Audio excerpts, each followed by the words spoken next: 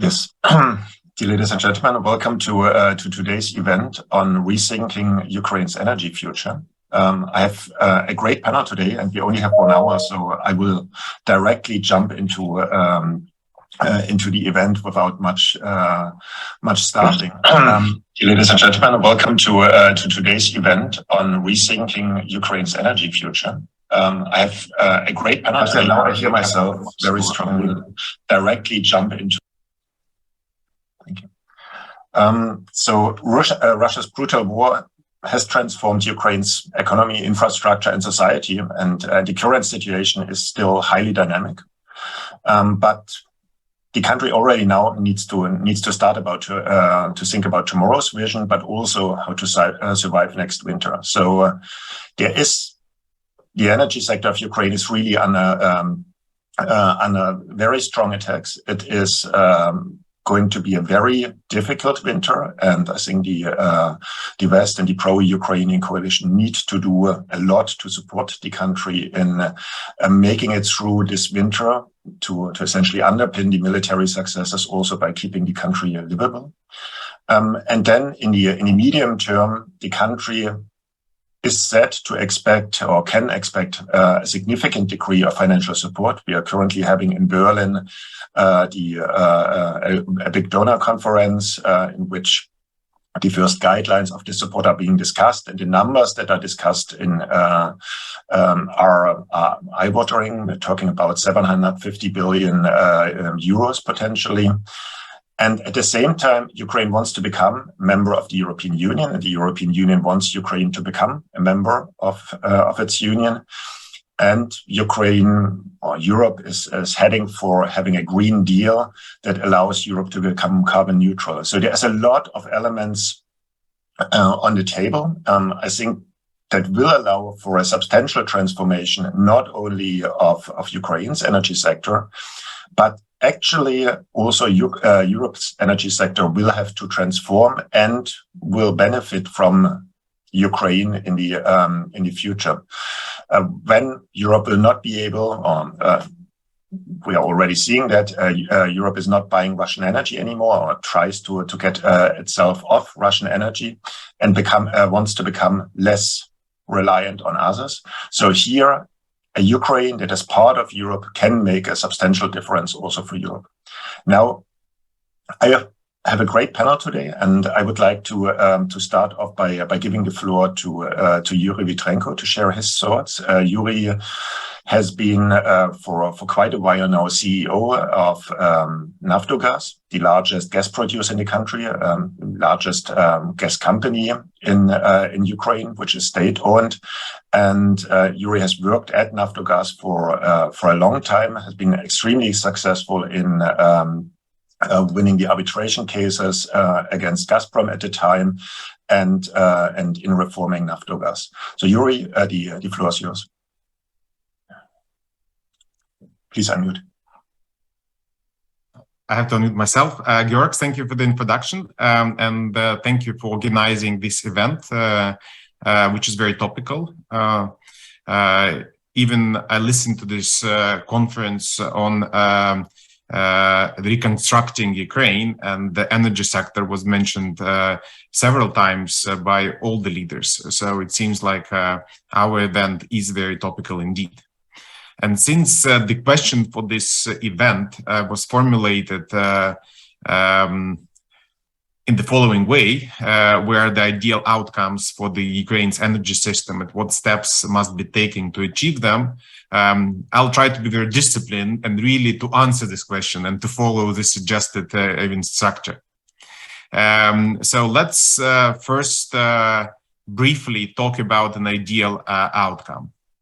I would say that future Ukraine's energy system should be sustainable, but sustainable alongside 3 dimensions. It should be not just ecologically or environmentally sustainable, but it should be also financially sustainable and geopolitically sustainable. And for sure, it should have a positive contribution to the EU, making the free world stronger vis-a-vis authoritarian regimes like Putin's regime, that look at the free world as an enemy, look at the human rights-based world order as a challenge to their power, and they want to destroy it. It basically means, and I'll try to be very blunt here, that Ukraine's future energy system should be very different from Ukraine's current energy system. Because currently we have huge indirect or hidden subsidies.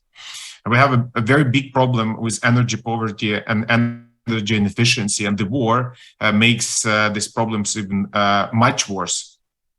For you to understand, even if you look at indirect subsidies in the gas sector, this year alone, they amount to $22 billion,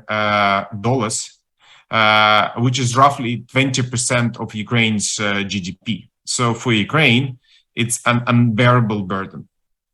If you look at the situation before the war, again, for example, the renewable sector was exceeding expectations, but its development was based again on subsidies, so-called green tariffs. That was also not sustainable for the government. And I remember some discussions about some, again, reforms, quote unquote, that would also basically imply some unsustainable subsidies. Also, if you look at the Ukrainian energy balance, roughly 1/3, actually it's the biggest, it has the biggest share in the energy balance, comes from coal. So we also understand that environmentally it's not sustainable going forward. And also the problem is that we still need to import commodities that Russia sells and thus benefits from, like natural gas, oil products. Before the war, it was also coal or nuclear fuel.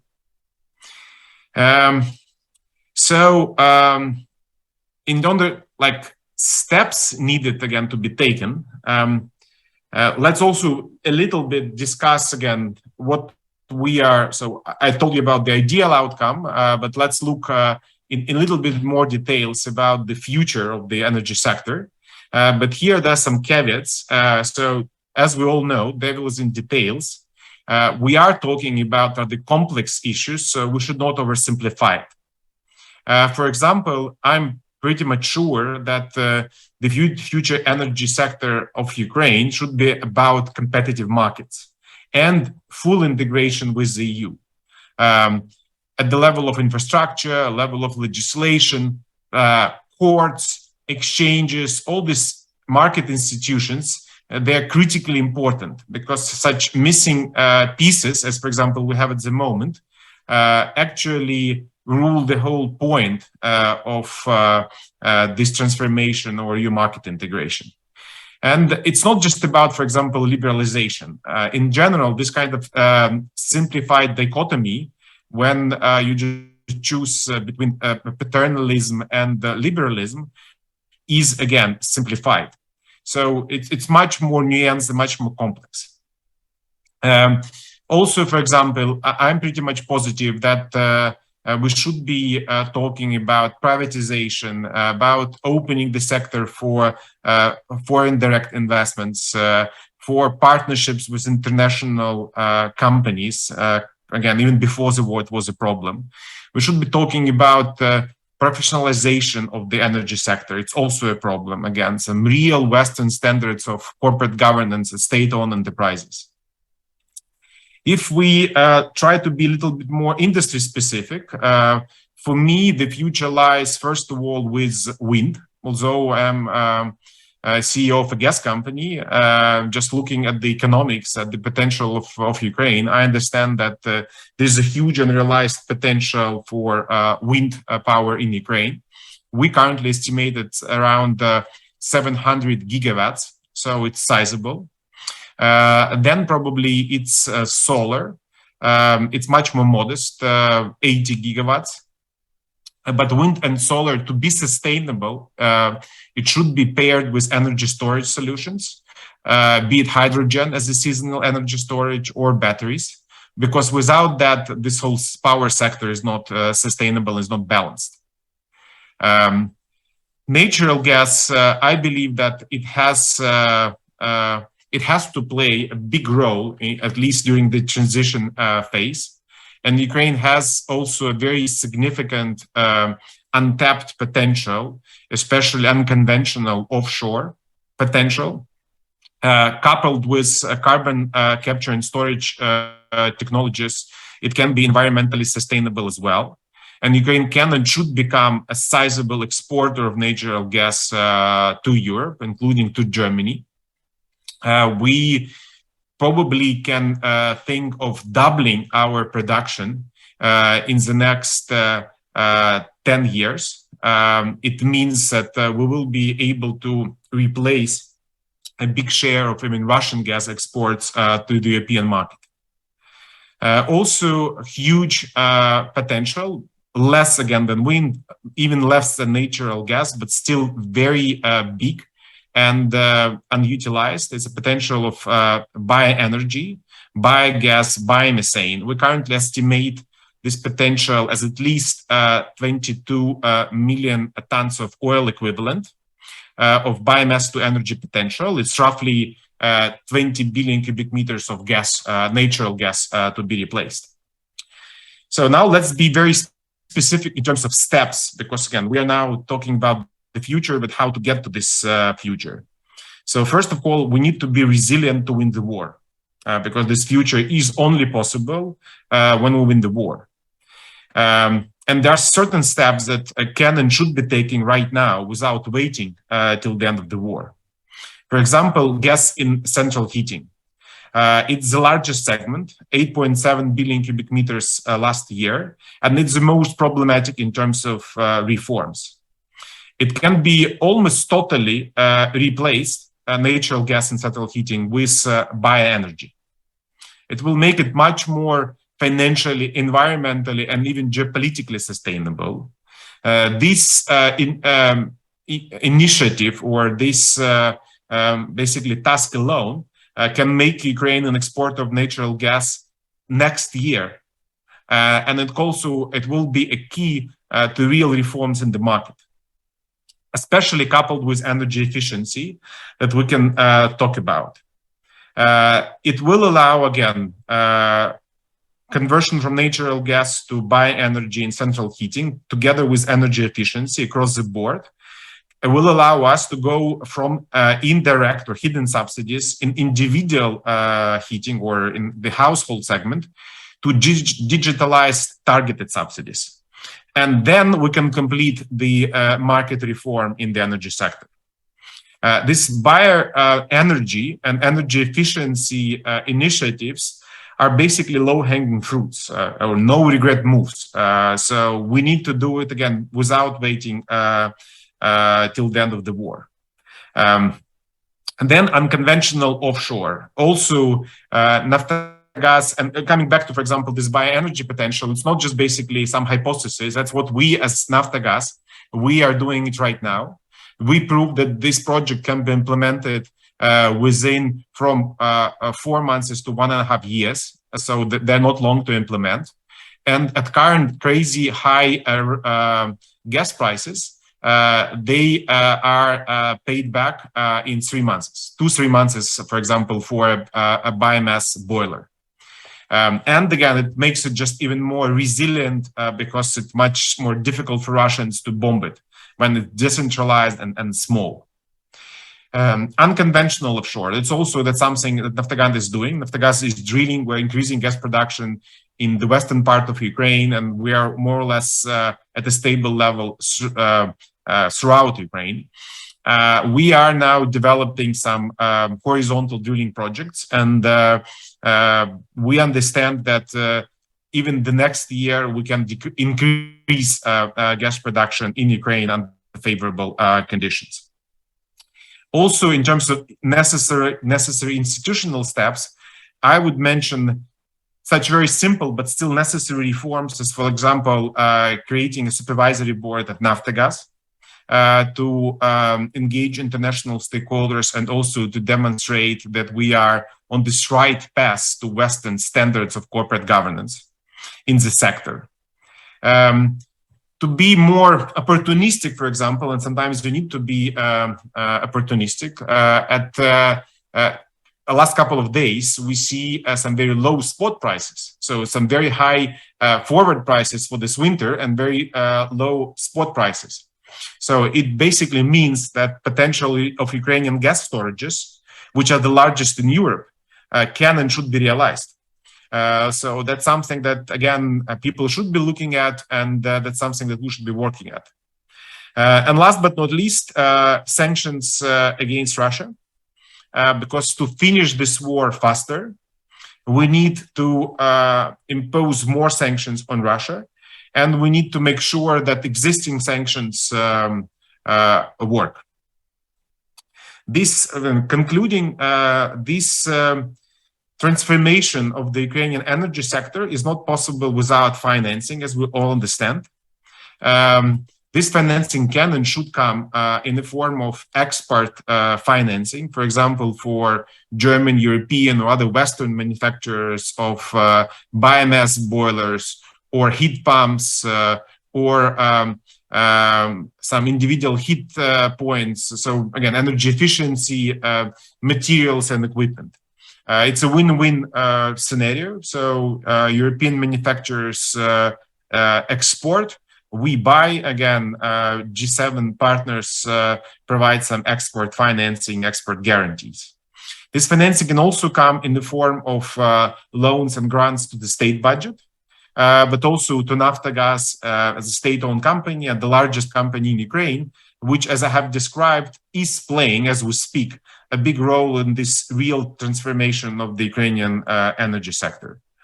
And I believe that for G7 and for international financial institutions, this financing of transformation of Ukraine's energy sector is just a good investment into the future of the free world, of, again, this human rights-based world order that we need to make stronger and to protect from rogue regimes like Putin's one.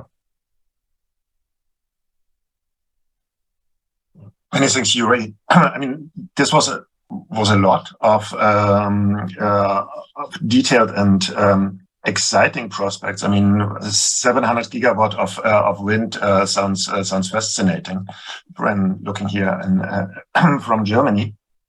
And I think in the discussion, I would like then to kind of also zero down a bit into the coordination mechanisms to make that happen. You described quite well that you believe that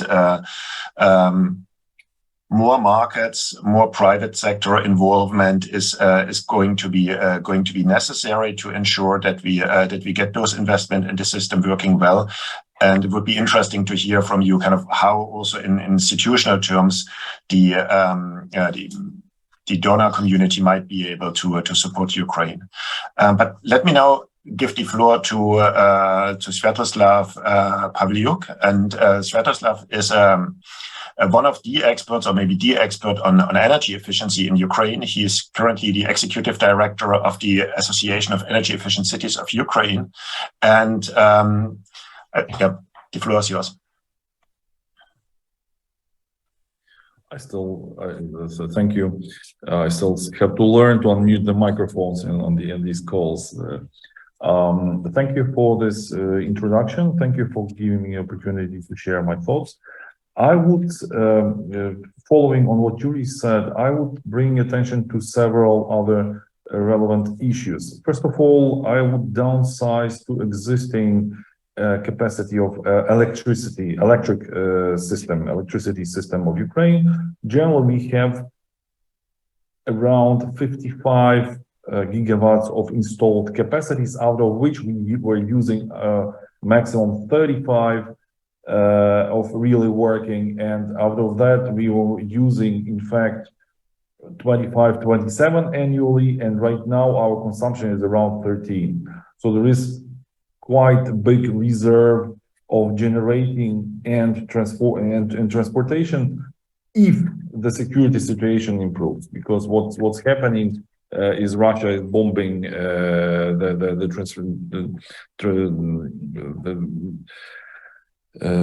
the networks, and we are facing problems both with transportation and with the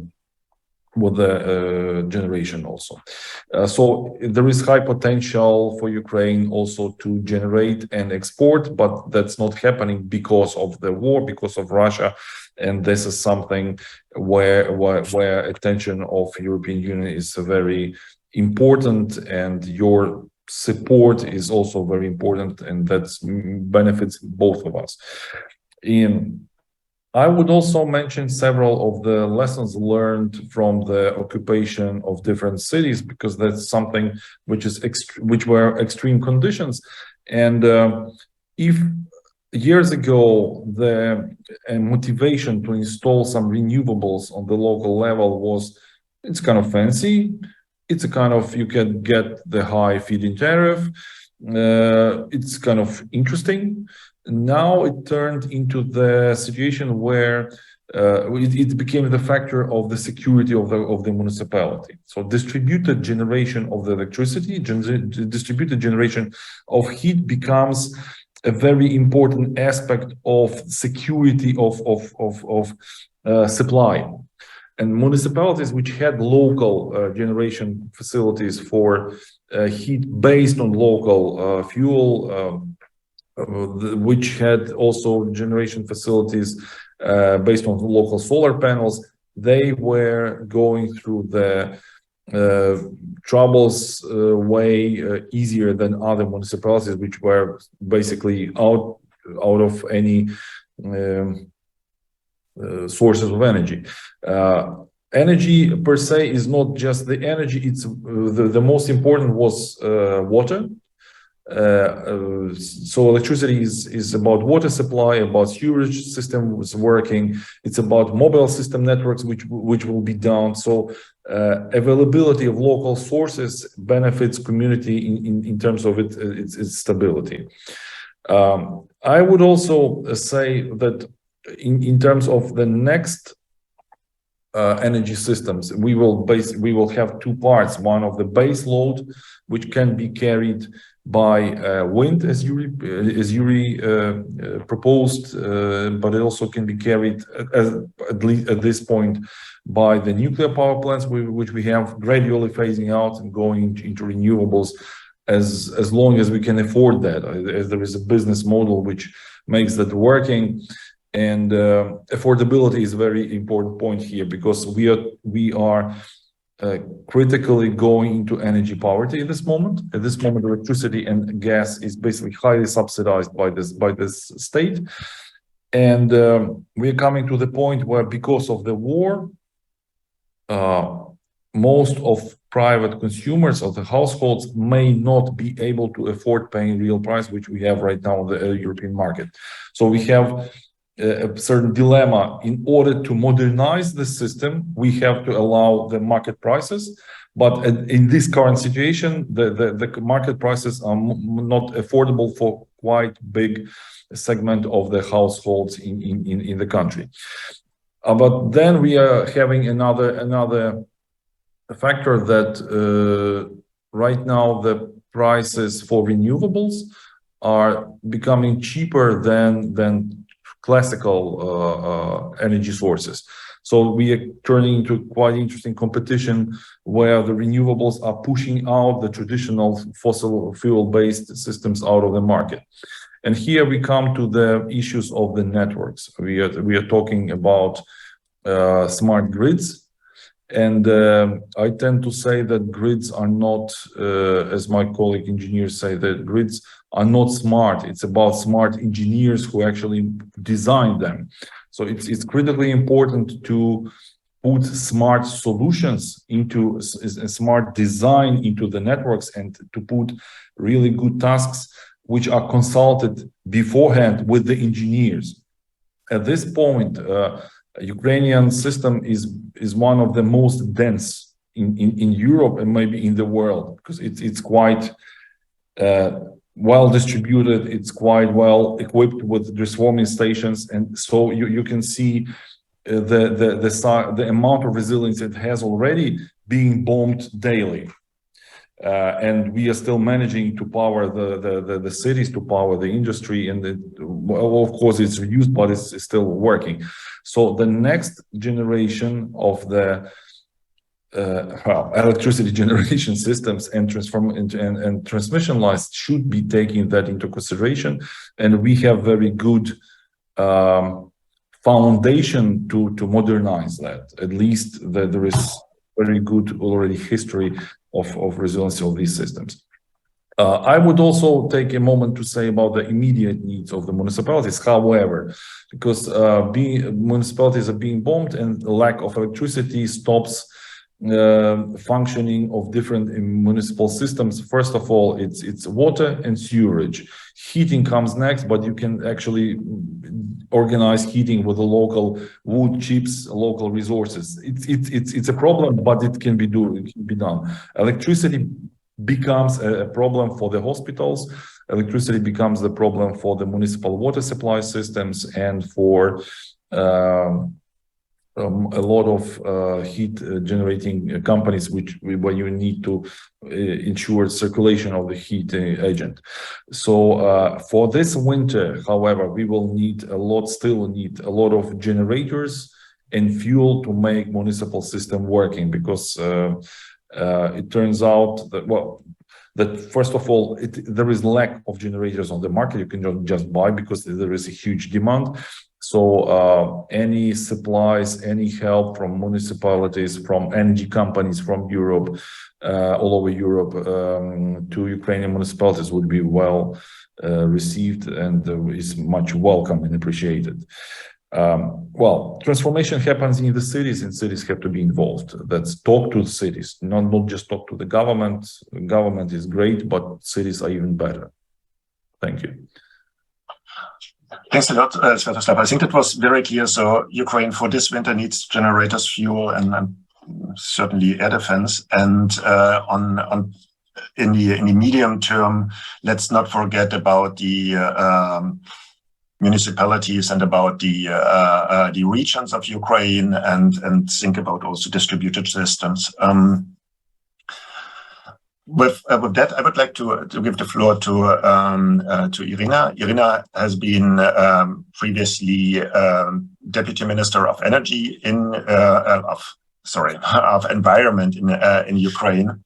Irina Stavchuk is now Program Manager at the European Climate Foundation, and she has a very broad and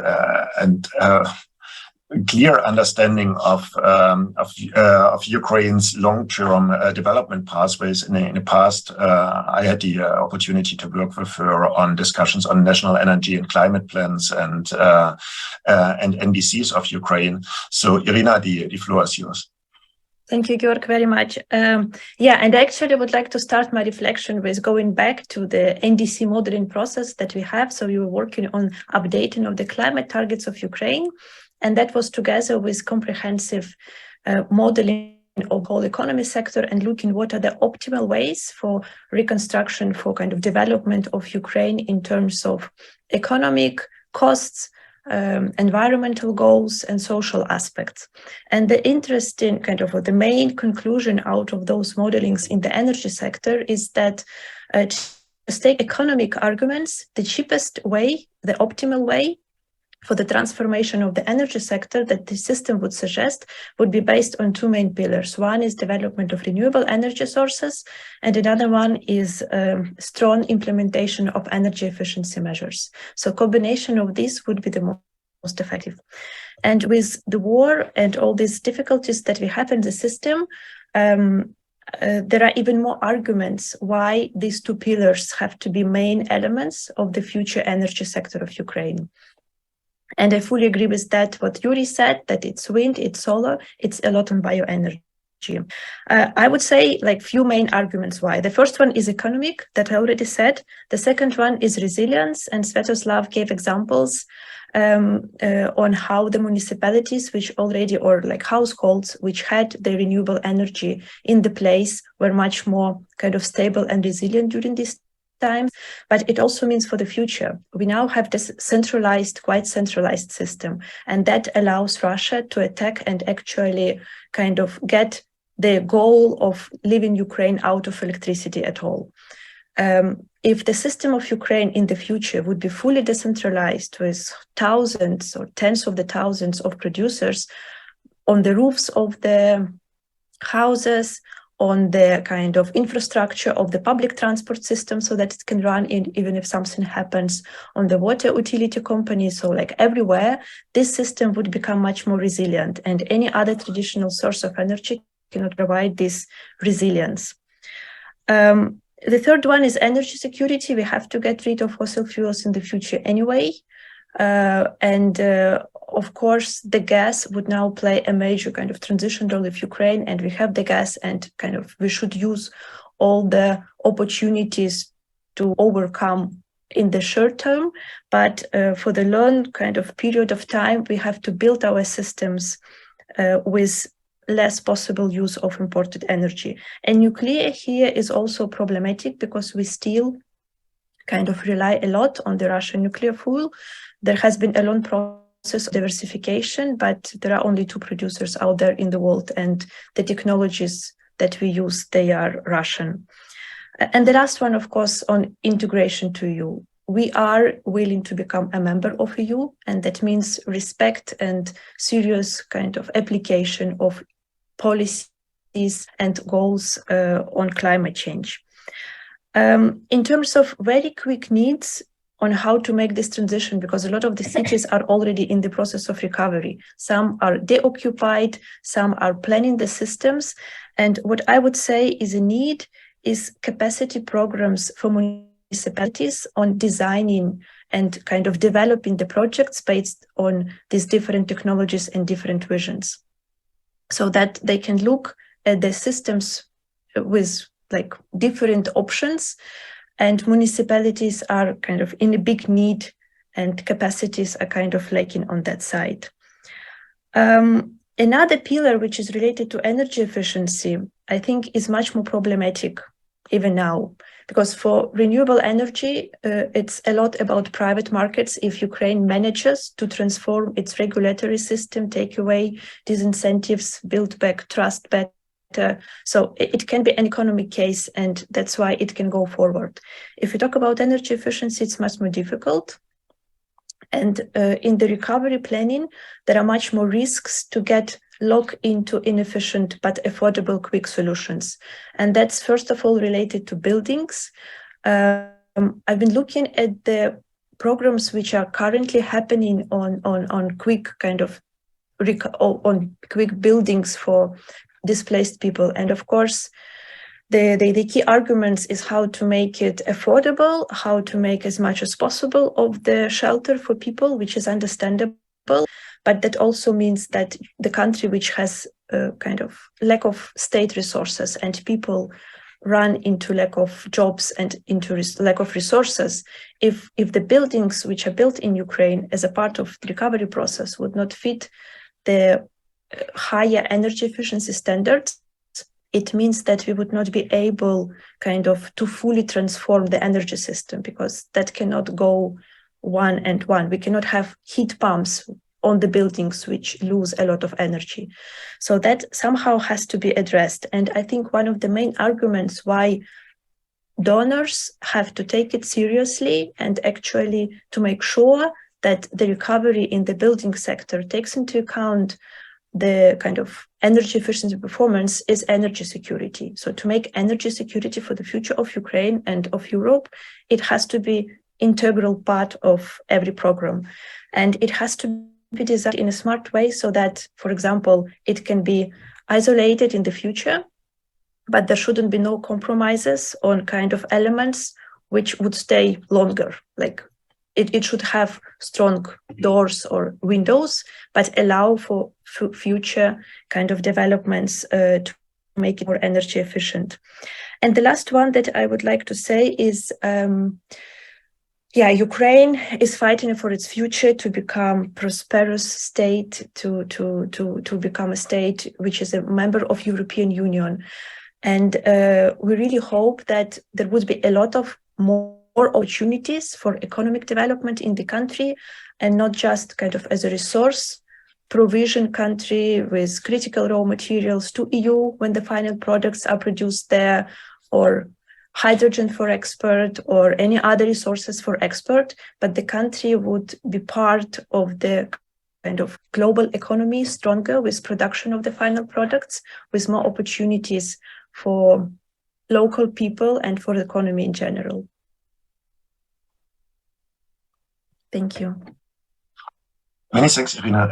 That brought kind of my thinking to a couple of trade-offs that you mentioned and also the other speakers mentioned. So we had the kind of challenge, which degree of centralization and decentralization is the right one, whether we want something that is quickly successful and something that is more thorough and long-term sustainable.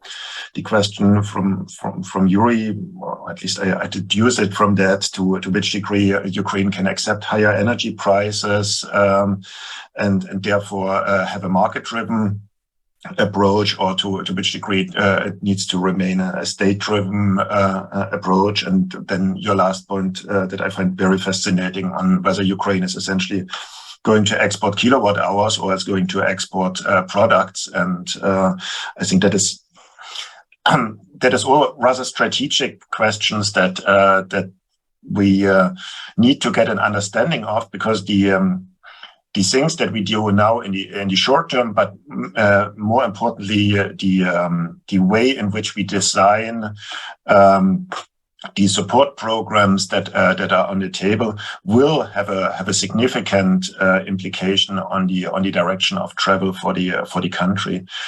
So maybe, Yuri, if I can come back to you with one question, or just 1 second, one more announcement before that. You can go on to the audience. You can go on Slido.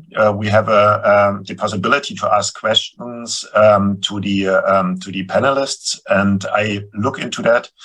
So the website is sli.do, so Slido, and if you put in the hashtag energy, then I see your questions. So please feel free to comment on that. But for now, my question to Yuri would be, in terms of governance of this transition of Ukraine, do you think that there will be a strong role of the donor community, and how would you see this collaboration between the Ukrainian political system and the donor community, and how can we make sure that this is most efficient in order to help Ukraine to develop as fast and as successfully out of this war? I believe in the concept recently, for example, coined as a so-called narrow corridor, when there should be a strong state, but also a strong civil society, meaning some non-governmental institutions, like, for example, markets. And I believe that the key to success is to move through this narrow corridor.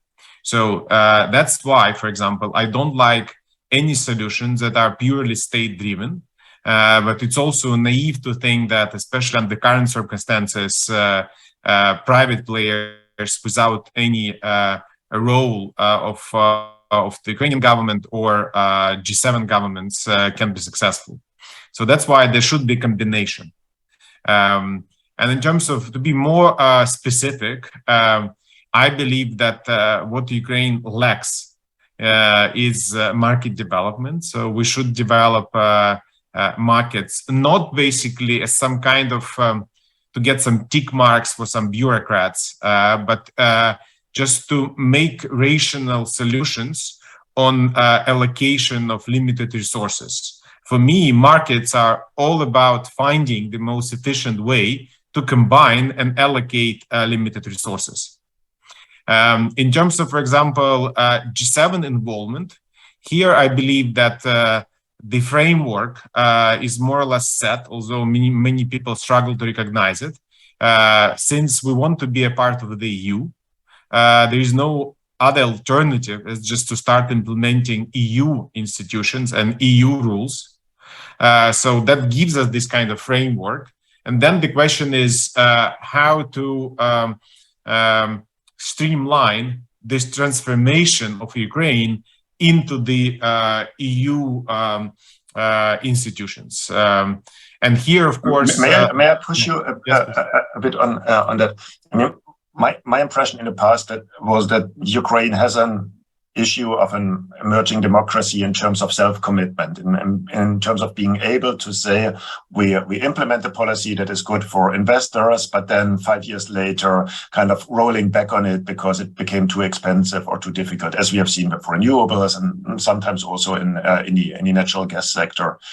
And do you think that strong outside governance that kind of helps the Ukrainian government to kind of be able to stick to its word would be useful, or would you see that as a too strong tool, and the EU association process is just enough to make sure that investors can trust Ukrainian institutions to be able to keep markets open and free?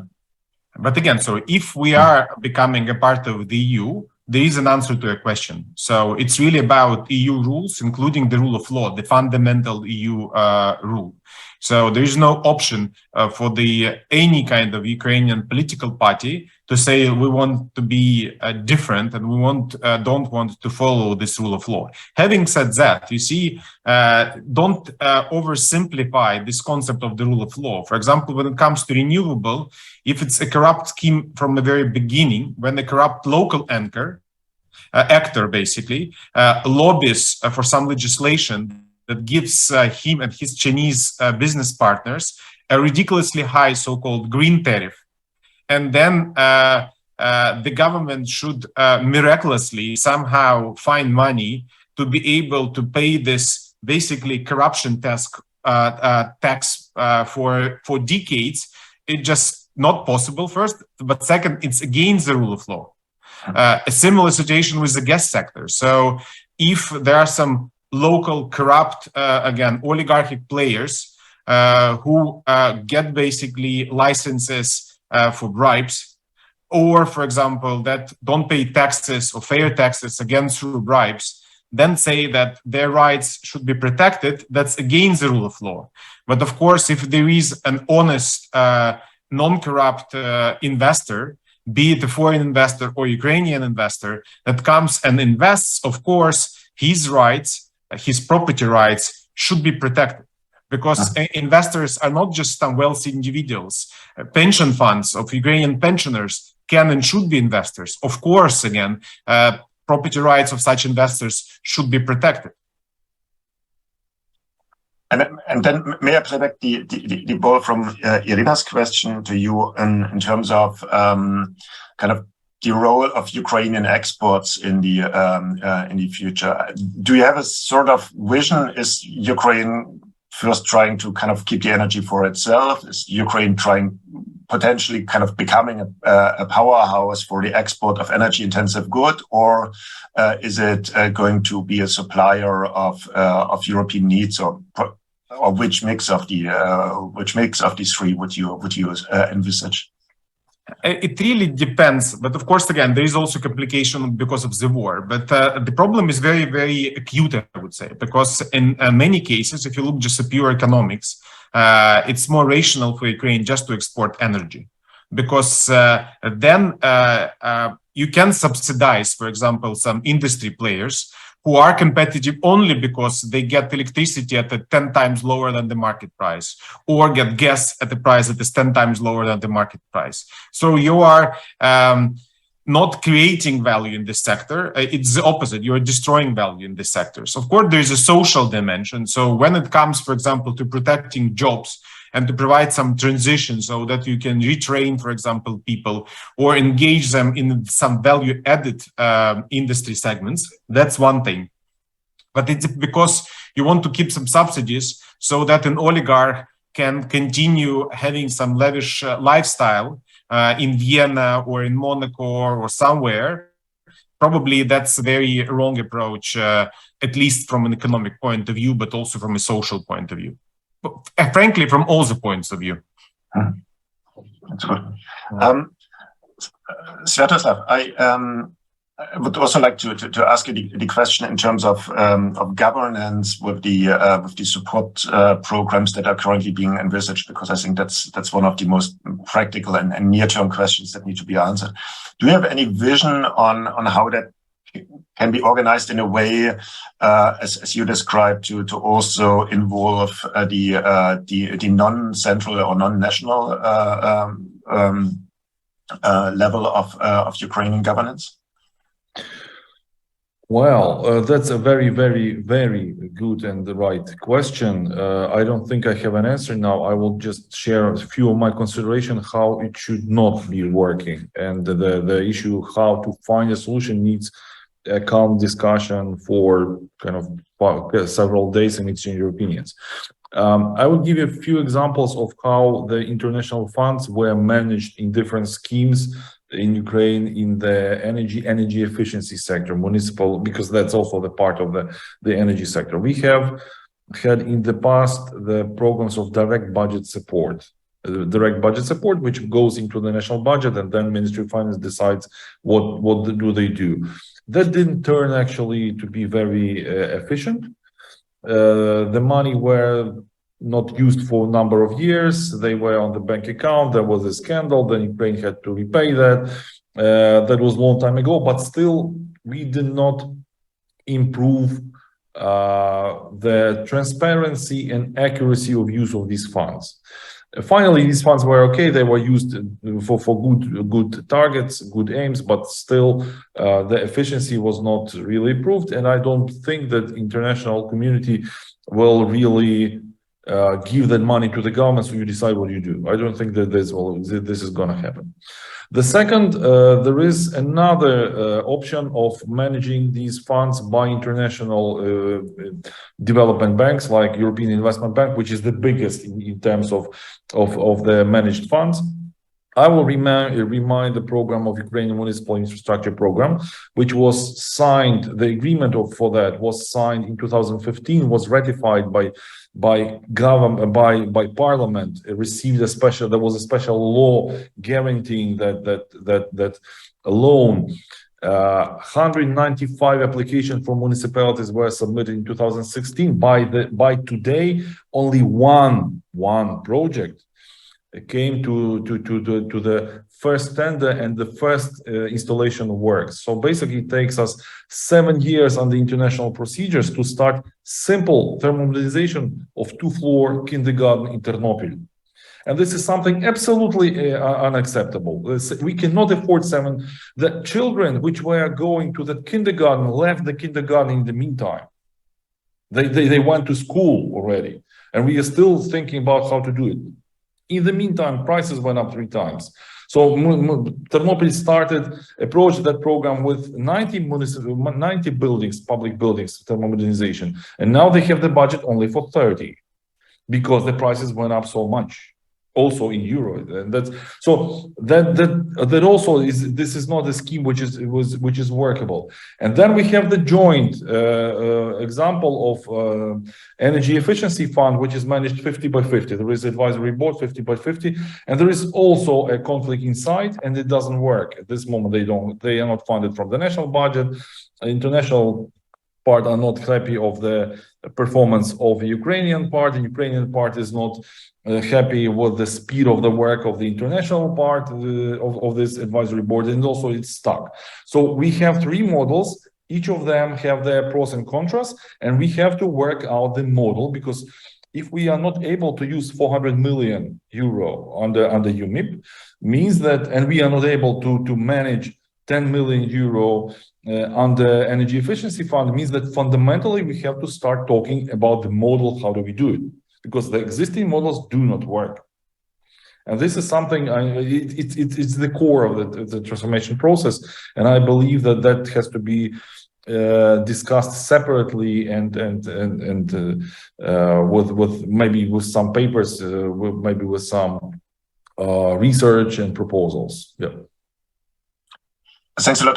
That was fascinating, because I was kind of aware of one of the examples, but not of the others. And I fully agree that this is one of the core areas that we have to find structures that are not overly burdensome, efficient, and essentially able to do good and not block the support, but rather make it available to the right places.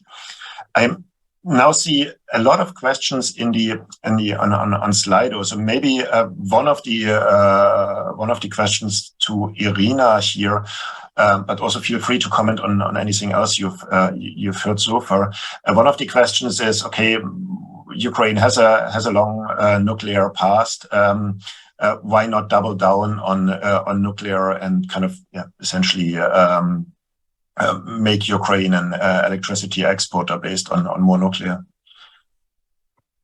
So we looked at it during the modeling of the energy sector when there were climate targets updated. And actually what was very clear from the calculations is that if we build a nuclear power plant, which is kind of based on European technologies, on modern security rules, it's much more expensive than renewable energy. So it just doesn't make economic sense.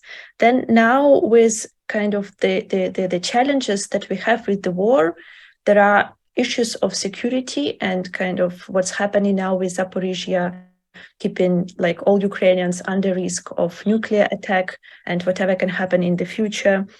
It's a question of being centralized energy production. And then, as I said, like we need as much as possible decentralized system for the potential future resilience. And the last one is tough construction. So nuclear power plant requires 10 years of construction. And what we see from the examples in Europe, it goes even beyond that. And there are delays, and we just don't have that time. So the country has to be rebuilt. The people would need the energy. And if we want to dynamically develop and dynamically bring back our economic capacity, that cannot be based on something which is built in 10, 15 years. It has to be supplied faster. So based on all these arguments, it's just kind of doesn't make rational to go into that direction.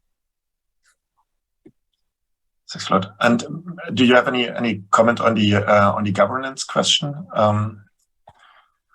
in terms of how to structure sensibly international support to Ukraine, or anything to what Sviatoslav said?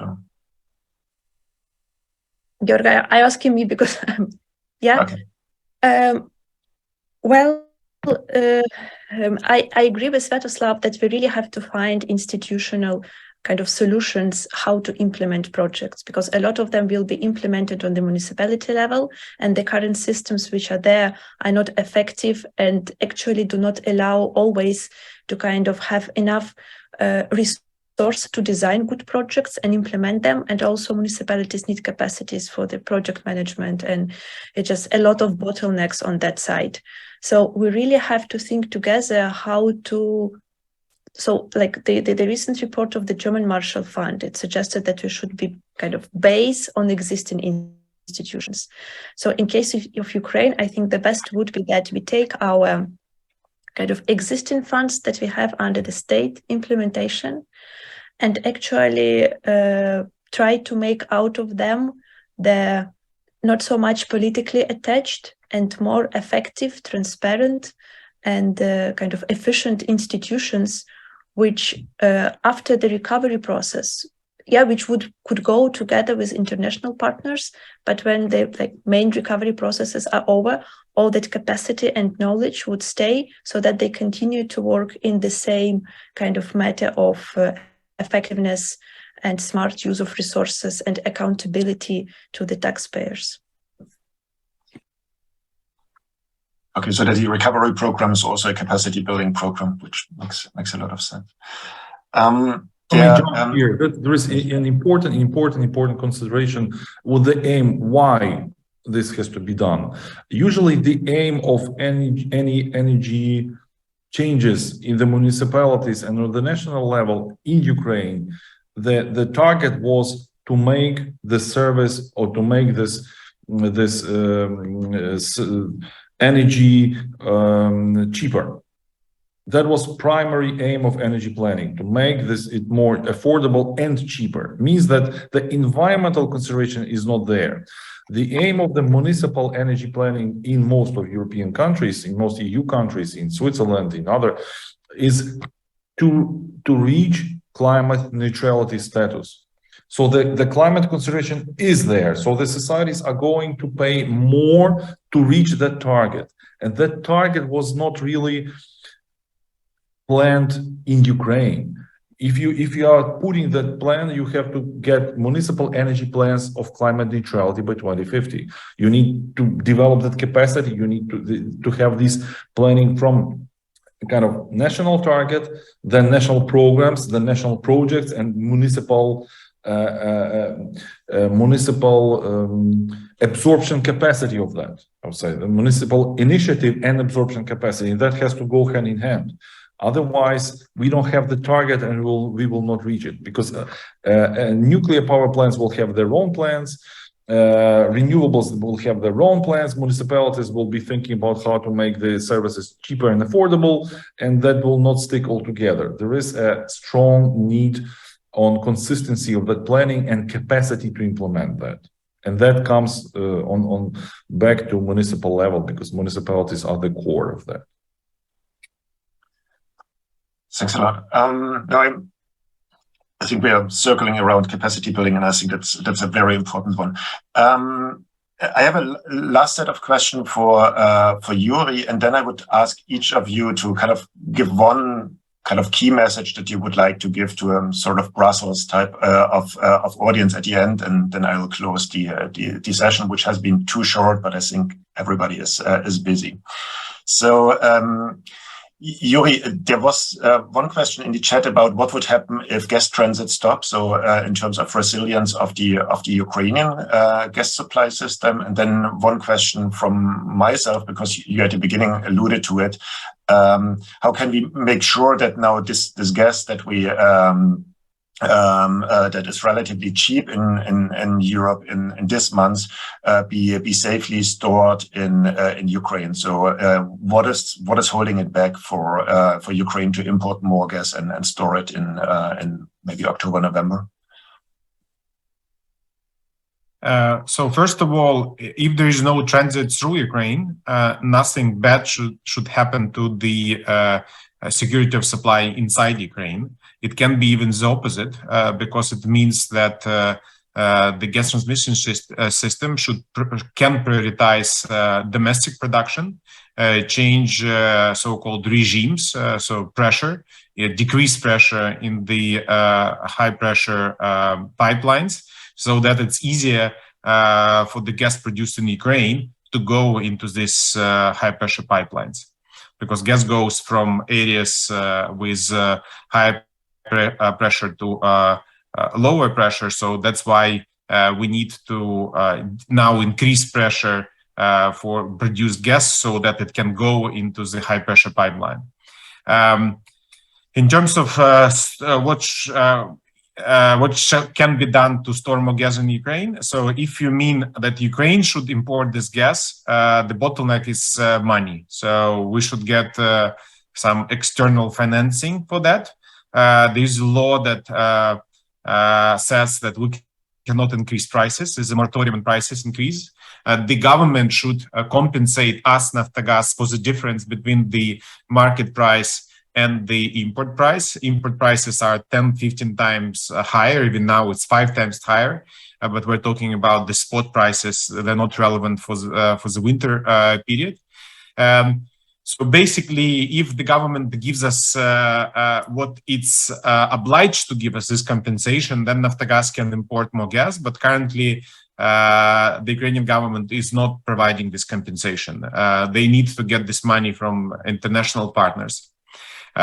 If you mean that international companies can just bring this gas to store in Ukraine and then sell it in Ukraine or get back to Europe, this option is open to them.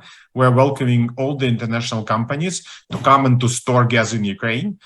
We have, unlike in Europe where storages are full, we have less than 50% filled storages. So we have available, let's say, 16-17 billion cubic meters for additional storage. Our storages are the cheapest in Europe. actually they're economically loss-making, so the tariff doesn't cover economic costs, but for customers it's very attractive, so they cannot find such a cheap option everywhere in Europe. So yes, there are risks, but at the same time, again, currently the difference between the spot price and the forward price, the winter price, probably is more than enough to compensate this risk. So they are welcome. Some companies are coming. We see more and more clients coming to Ukraine and storing gas in Ukraine. We expect more to come. And then I will go through the list of speakers again, maybe starting with Sviatoslav on a kind of key message that you like to share. Talk to municipalities. The municipalities are the core of any transformations. Of course, there are energy companies. Of course, the generation facilities and transmission lines are extremely important. But the demand is formed by the municipalities, by their capacity, by their policies, by their attitudes, by their equipment. So talk to municipalities when you design any programs of modernization of Ukraine on the level of European community. Otherwise, well, don't just talk to the government. Irina. We need to find together the creative, cost-effective solutions, not to get locked into kind of recovery, which doesn't take into account higher standards on energy efficiency in the kind of infrastructure or buildings development, which will be there for many, many years. And that has to be taken seriously as kind of energy security future of Ukraine. My key message is that in order to make Ukraine's energy sector more resilient, we're not talking about some distant future, we need to do some radical changes. And there should be some efficient levers of this change. And such a lever is, for example, converting central heating from natural gas to bioenergy. We should start with that. And we believe that it's a win-win combination for international companies together with international governments could provide expert financing to export their equipment, to provide their services. And again, companies like Naftogaz that can quickly get rid of natural gas in the central heating will make Ukraine a gas exporter and the whole sector much more financially and environmentally sustainable.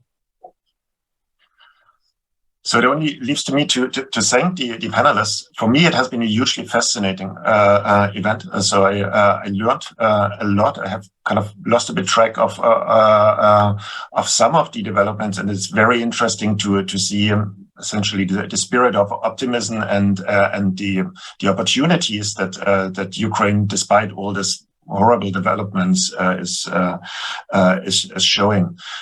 My main takeaway is there's a lot of work ahead for all of us, all the supporters of Ukraine in and outside Ukraine, that Ukraine urgently needs more support to get through the winter in terms of generators and fuel and air defense and making sure that the energy system holds together.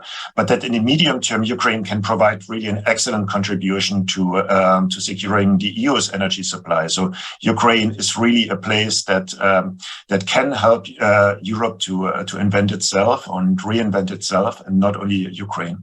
So many thanks for all participants, and thanks a lot again to the speakers for taking the time to speak to us today. Thank you very much. Thank you. Thank you. Bye. Bye. Thank you. Bye.